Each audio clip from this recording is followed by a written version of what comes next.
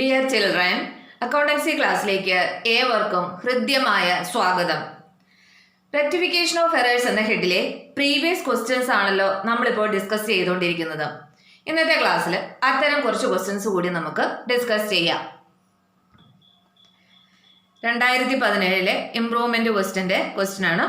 Name the statement prepared for locating errors and checking the arithmetical accuracy of ledger accounts.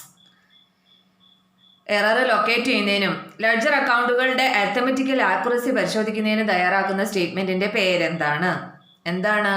Trial balance ആണ് അല്ലേ? അപ്പം answer trial balance. B, the following errors were found in the books of mister ഇമ്മാനുവലിന്റെ ബുക്കിൽ താഴെ പറയുന്ന എറേഴ്സ് കണ്ടു. Identify the type of error and write the rectifying journal entry. അപ്പം ഇതിനകത്ത് ഏത് ടൈപ്പ് എററാന്ന് ഐഡന്റിഫൈ ചെയ്യണം, അതുപോലെ തന്നെ റെക്ടിഫിക്കേഷൻ നടത്തണം. ഇതിനകത്ത് റെക്ടിഫിക്കേഷൻ മാത്രമായിട്ട് എഴുതി വെച്ചിട്ട് പോന്നാൽ ഫുൾ മാർക്ക് തരില്ല.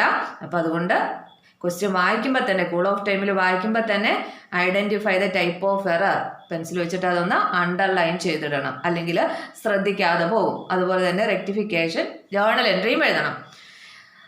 ഒന്ന്, wages paid for installation of machinery ₹1000 was posted to wages account.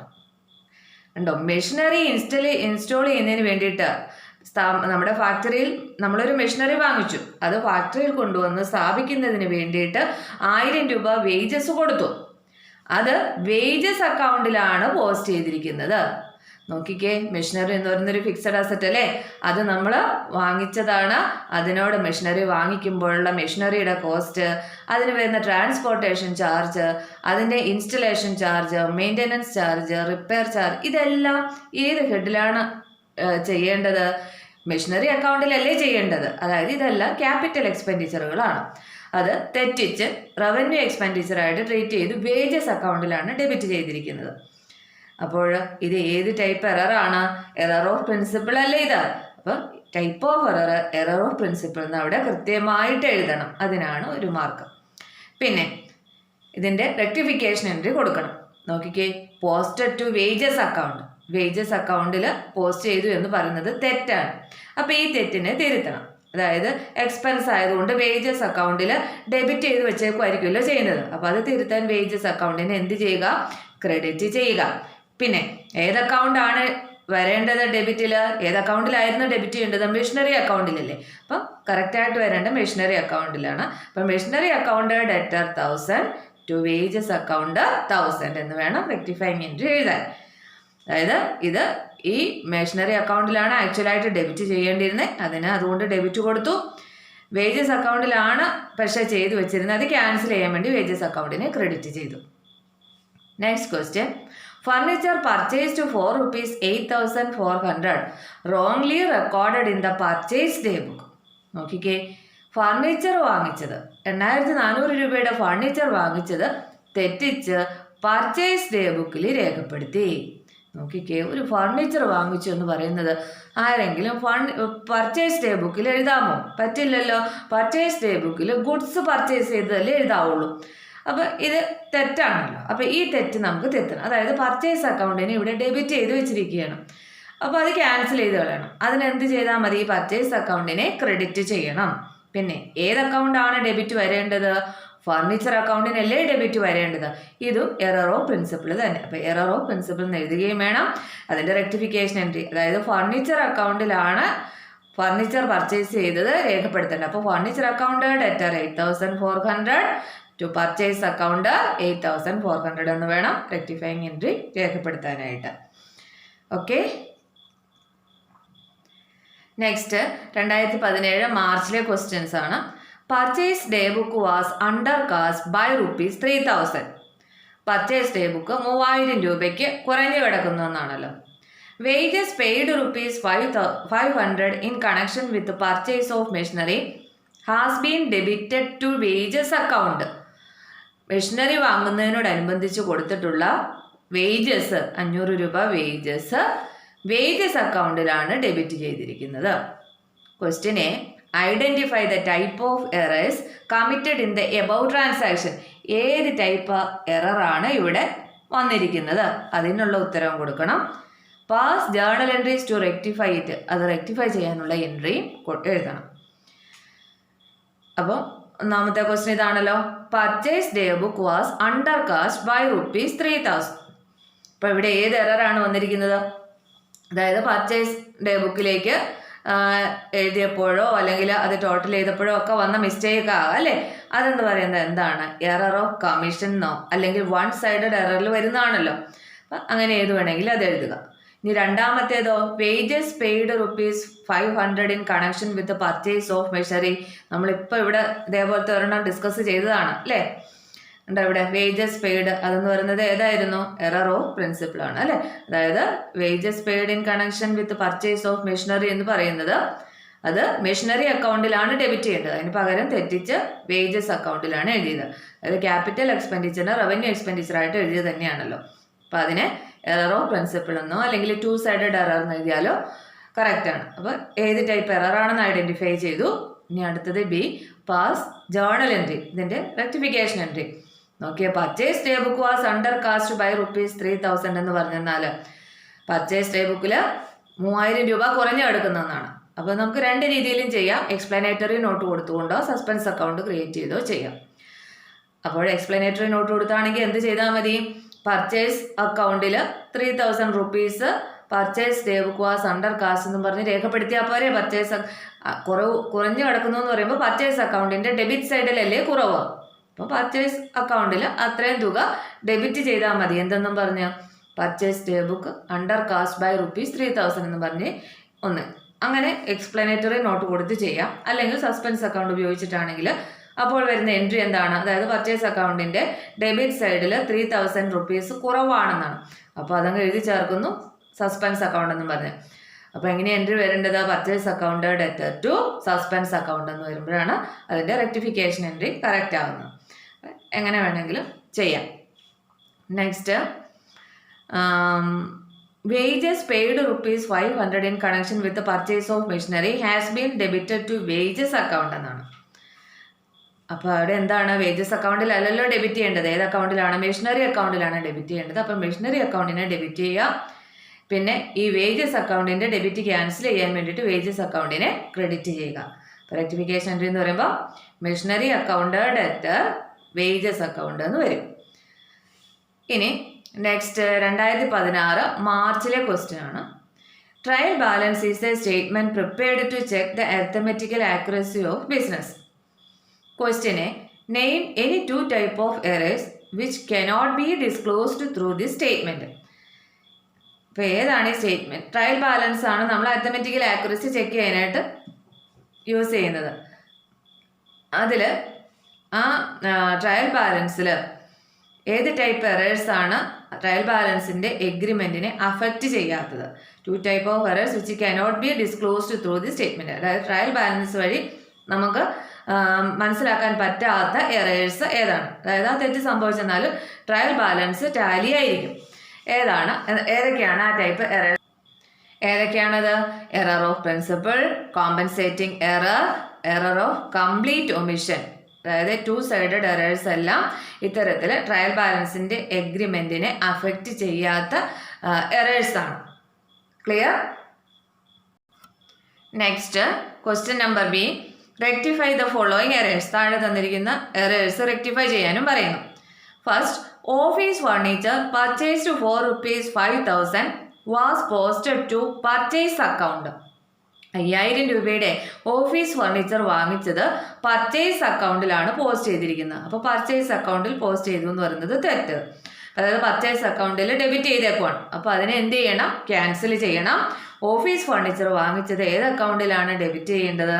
Furniture അക്കൗണ്ടിലല്ലേ ഡെബിറ്റ് ചെയ്യേണ്ടത്. അപ്പോൾ റെക്ടിഫിക്കേഷൻ എൻട്രി എങ്ങനെ വരണം? Furniture account debtor to purchase account എന്നല്ലേ വരേണ്ടത്. ഇതാ കണ്ടില്ലേ? Furniture account debtor 5,000 to purchase account 5,000.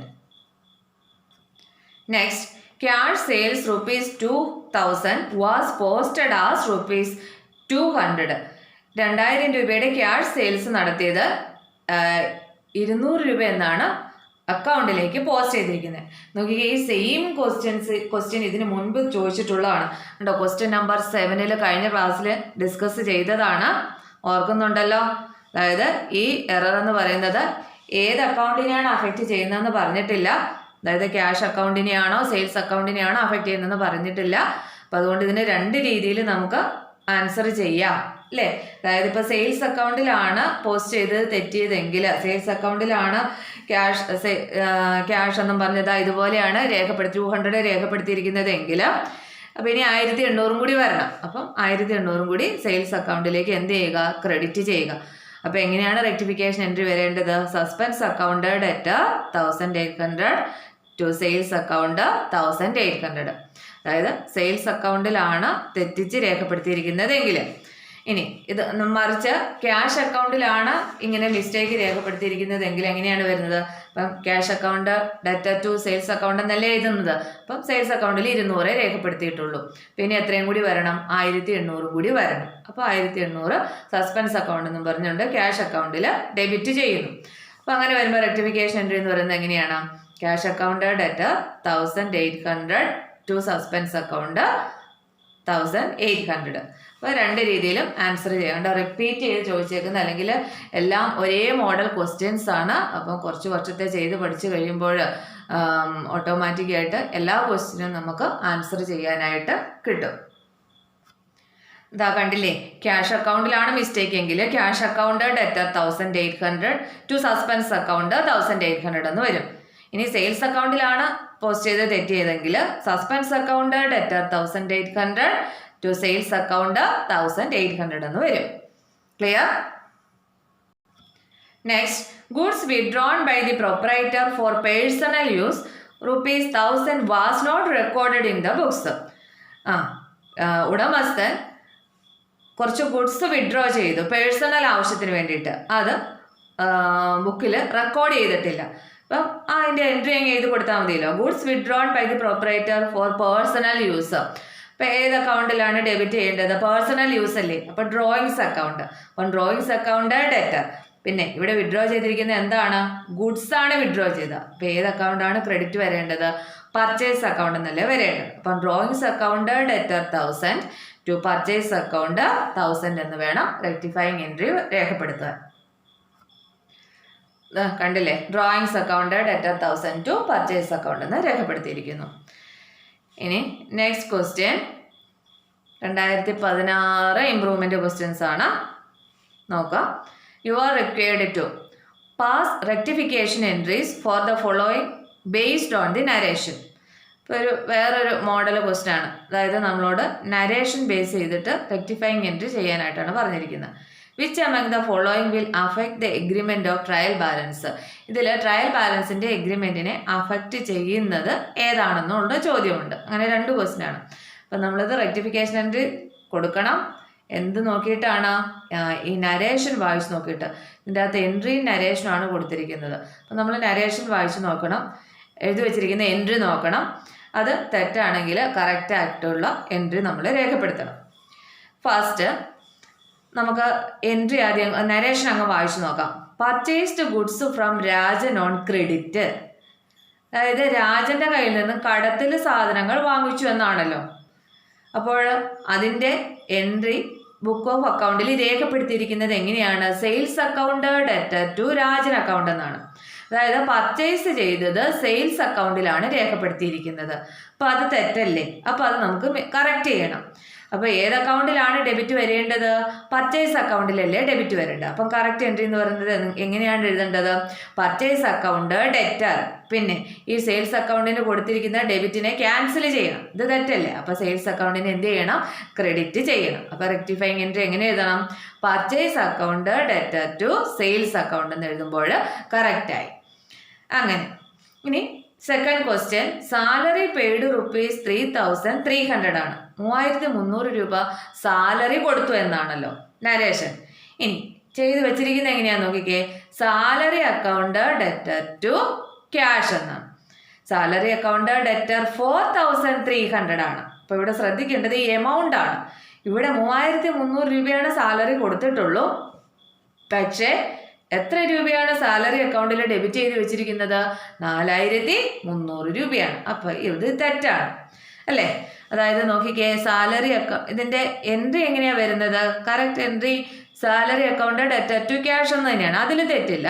പക്ഷേ എമൗണ്ട് പോസ്റ്റ് ചെയ്തതിലാണ് തെറ്റ്. അപ്പോൾ സാലറി അക്കൗണ്ടിൻ്റെ ഡെബിറ്റ് സൈഡിൽ ക്യാഷ് എന്നും പറഞ്ഞ് 4300 രേഖപ്പെടുത്തിയിരിക്കുന്നത്. അപ്പോൾ നമുക്ക് ഈ തെറ്റ് തിരുത്തണം. അപ്പോൾ എന്ത് ചെയ്താൽ മതി? അപ്പോൾ സാലറി അക്കൗണ്ടിൽ അത്രയും തുക എന്ത് ചെയ്താൽ മതി? എവിടെയാണ് വ്യത്യാസം? 1000 രൂപയാണ് കൂടി കിടക്കുന്നത്. 3300 ശരിക്കും കൊടുക്കേണ്ടത്. അതിന് 4300 എന്ന് എഴുതി വെച്ചു. അതായത് ഇവിടെ 1000 രൂപ അക്കൗണ്ടിൽ സാലറി കൊടുത്തത് കൂട്ടിയാണ് എഴുതിയിരിക്കുന്നത്. അപ്പോൾ ആ 1000 രൂപ ക്രെഡിറ്റ് ചെയ്തെന്നാൽ ഇവിടെ കറക്റ്റ് ആയില്ലേ? അപ്പോൾ ഇവന് എന്ത് ചെയ്താൽ മതി? 1000 രൂപ സാലറി അക്കൗണ്ടിൽ ക്രെഡിറ്റ് ചെയ്യുക, ക്യാഷ് എന്നും പറഞ്ഞുകൊണ്ട്. അപ്പോൾ കറക്റ്റായി. അപ്പോൾ നോക്കിക്കേ, അതുപോലെ തന്നെ 2 അക്കൗണ്ടിലും തെറ്റ് ഉണ്ടായിരുന്നു. അപ്പോൾ നോക്കിയേ, ക്യാഷ് അക്കൗണ്ടിലാണെങ്കിലും എന്നാന്ന് എഴുതിയിരിക്കുന്നത്? സാലറി എന്നും പറഞ്ഞ് 4300 ആയിരുന്നു എഴുതി വെച്ചിരുന്നത്. അതിൻ്റെ ഇഫക്റ്റ് കളയാനായിട്ട് എന്ത് ചെയ്യുന്നു? ക്യാഷ് അക്കൗണ്ടിന് 1000 റുപ്പീസ് സാലറി എന്ന് പറഞ്ഞ് ഡെബിറ്റ് ചെയ്യുന്നു. ഇപ്പോൾ കറക്റ്റായി. 2 അക്കൗണ്ടിലും 3300 വരത്തുള്ളൂ. അപ്പം അതിൻ്റെ എൻട്രി എങ്ങനെയാണ്? Cash account debtor 1000 to salary account 1000. ഇപ്പോൾ ക്യാഷ് അക്കൗണ്ടിൽ 1000 റുപ്പീസ് ഡെബിറ്റ് ചെയ്യുക, അതുപോലെ തന്നെ സാലറി അക്കൗണ്ടിൽ 1000 റുപ്പീസ് ക്രെഡിറ്റും ചെയ്യുക.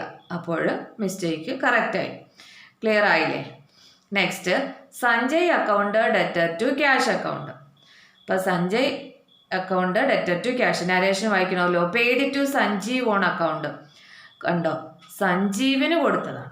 സഞ്ജീവിന് കൊടുത്തത് ആരുടെ അക്കൗണ്ടിൽ പോസ്റ്റ് ചെയ്തു? സഞ്ജയുടെ അക്കൗണ്ടിലാണ് പോസ്റ്റ് ചെയ്തിരിക്കുന്നത്. അപ്പോൾ സഞ്ജയുടെ അക്കൗണ്ടിൽ പോസ്റ്റ് ചെയ്ത് അല്ലെങ്കിൽ ഡെബിറ്റ് ചെയ്തേക്കുന്നത് തെറ്റാണ്. ആരുടെ അക്കൗണ്ടിലായിരുന്നു ചെയ്യേണ്ടിരുന്നത്? സഞ്ജീവ് അക്കൗണ്ടിനാണ്. അപ്പോൾ സഞ്ജീവ് അക്കൗണ്ടിനെ ഡെബിറ്റ് ചെയ്യുക. ഈ സഞ്ജയ് അക്കൗണ്ടിൻ്റെ ഡെബിറ്റ് ക്യാൻസൽ ചെയ്യുക, സഞ്ജയ് അക്കൗണ്ടിനെ ക്രെഡിറ്റും ചെയ്യുക. അപ്പോൾ എങ്ങനെയാണ് rectification entry? Sanjeev account debtor 5000 to Sanjay account 5000 എന്ന് എഴുതുമ്പോൾ കറക്റ്റായി. ക്ലിയർ? ഇന്നത്തെ ക്ലാസ്സിൽ ഇത്രയും മതി. Okay, thank U.